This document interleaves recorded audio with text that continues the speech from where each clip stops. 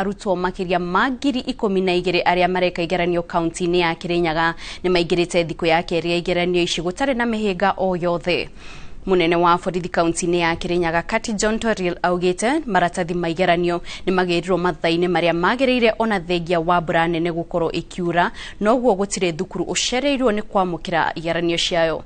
Toril augite ugitiri mathukuru-ini mothe ni mugacirithie na gutire mundu ukuheo kanya ga guthararia igeranio ici nginyagia ikarikiririo. Today we started the day very well. The rains were so heavy, but I thank the sand managers, all of them reported in time. We opened the container in time. We have distributed the materials in time. The security officers are well set, so we cannot complain because despite the rains, all is well. As OSPD said, we have no challenges. Hardship, all is well, and we thank God for that. So far, we have not had any challenge. There is no any hardship case that has been reported within our area. No malpractice reported.